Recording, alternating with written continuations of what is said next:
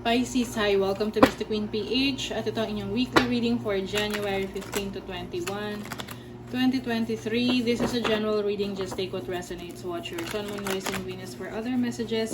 And thank you sa lahat ng mga sumusuporta dito sa ating channel. Just a reminder, gamitin nyo lamang ang reading na to bilang gabay and pa-follow, like na rin ang ating Facebook at TikTok. Lahat po yan, Mr. Queen PH.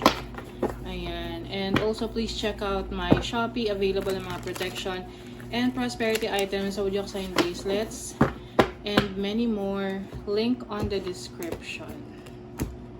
Okay, let's see. Pisces. Ano yung ganap sa inyo ngayong week na to? For Pisces. 9 of Wands. Your strength. You are setting boundaries, Pisces. If merong mga nagtitake advantage sa'yo, dahil masyado kang mabait, ngayon, you might want to set boundaries. Maglalakas loob ka na to say no, or, hindi lagi kang nandyan para sa kanila, no? 5 of Cups. Some of you, nagkaroon kayo ng trust issues. Oo, sa isang tao na binigay nyo lahat. Or, nag-effort. And doon yung effort nyo sa relationship. Even sa trabaho. Ito yung tipong yung dedication mo nandun. Pero, ang ending, disappointed ka. Oo, ito yung tipong sa trabaho. Lagi ka nag-OT. Kapag sinabi ng boss mo, pumasok ka, papasok ka. Wala kang absent, wala kang SLVL, hindi ka nag-avail ng ganyan. Pero, hindi ka na-promote, no? Diba? Minsan nakaka-frustrate yun. So, some of you, meron kayong disappointment sa isang in-effortan nyo na situation, trabaho, career, business, or even sa relationship. Ito yung tipong marami ka ng sacrifices for them, no? Can be sa family mo or sa romantic partner mo, pero hindi nila nakikita yung halaga na yon, no? Ikaw pa yung laging masama, no? I think meron sa inyong insecure, no? Insecure sa inyong galing, sa inyong talento, sa mga nangyayaring magaganda sa buhay ninyo. Kaya parang gusto nila, ikaw rin, ganun din yung experience mo dahil sila, miserable sila. So, gusto nila maging miserable rin yung buhay mo. Oo. But, you are moving on. You are moving forward. Inaalis mo na yung sarili mo sa ganyang situation. Kasi alam mo na yung totoo. Naliwanagan ka na. Kumbaga nagising ka na sa katotohanan. Alam mo na yung intentions nila. 9 of Cups, sarili mo naman iniisip mo ngayon. Hindi masama na mag-isip para sa sarili mo. Lalo na kung walang ibang nag-iisip ng maganda para sa'yo, diba? May wish fulfillment ka rito. I think magsisimula yan dyan sa sa conflict with someone. Oo, na masyado kang ida-down ng taong to or ng situation na yan. Tapos you will realize na, teka, I am responsible for my own happiness, my fulfillment. So, you are going to step into your own power.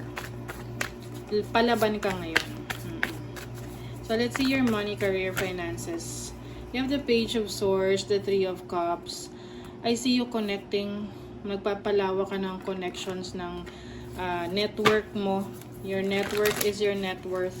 Some of you are social media influencers. You are also exploring new opportunities sa trabaho. More on traveling to eh. Gusto mo mag-enjoy. Gusto mo na mas maging carefree. Okay? Pagdating sa career or sa business na gusto mo, it's like you want to add new knowledge. Gusto mo ng mga bagong kaalaman. At yung iba, makukuha nyo yung kaalaman na yan sa pagta-travel. Kasi kailangan mo mag-explore. Diba? So, for your love life, You have the Queen of Pentacles, the Empress, and the Ace of Wands. Yes. So, mas mahal mo yung sarili mo ngayon, Pisces. You are starting again. You are focusing on taking care of yourself with the Empress card here. At nagfo-focus ka sa pagpapaunlad ng sarili mo, ng finances mo. So, sa ngayon, yun na ang focus mo, hindi na ang ibang tao. Kasi pwedeng hindi ka pinapahalagahan ng iba. So ngayon, sarili mo ang magpapahalaga sa'yo. Alam mo na what you really deserve. So, let's see your advice. Anong advice sa mga Pisces? The advice, conservation, make conscious choices. Ayan, yung mga pipiliin mo na landas, mga desisyon, aware ka dyan. Alam mo yan. Alam mo yung magiging, alam mo yung consequences niyan. And you will be responsible for the consequences. Hindi yung nagdesisyon ka kasi sabi ng friend mo ganito. Hindi. Kumbaga, alam mo yung decision mo. Pinag-isipan mong maigi. So, you have Panda. Ask how to bring balance to the situation and into your heart. Yes. So, you are bringing balance into your life. Hindi lang puro sa ibang tao ang focus mo or sa trabaho mo. Siyempre, pati sa sarili mo. Kasi sarili mo yan eh. Oh, you're going to nurture yourself. Ikaw yung magbibigay mismo ng needs mo. So, allow any anxieties and worries to be gently released and offered up to be healed. Yes. So, part of focusing on yourself, no, is to heal, no? Patawarin yung mga tao na umagrabyado sa'yo. Kasi, syempre, paano ka maka-move on, maka-move forward kung meron kang mabigat na dinadala pa sa sarili mo. Alam mo kung ano pa yung dapat mong i-let go, palayain, paghilumin, no, sa buhay mo para mapuntahan mo talaga yung gusto mo. And for you are going to focus on nurturing yourself, yung pag-aalaga sa sarili. Number 1, na magiging priority mo yan, na hahanapin mo yung happiness mo, yung contentment mo. Oo, na hindi mo nakita sa iba dahil maaring iniisip mo na kapag ginawa mo to, pag inilagaan mo yung iba, iniisip mo na alagaan ka rin nila. Pero sometimes hindi ganon, no? Ngayon alam mo na yung kung saan mo dapat ibibigay yung effort at energy mo. Okay? So, that is your reading, Pisces. Kung nagustuhan nyo ito, naka-resonate kayo, mag-comment kayo dyan, like, share, subscribe, para lagi kayong updated sa ating mga readings. Thank you so much, Pisces. See you again.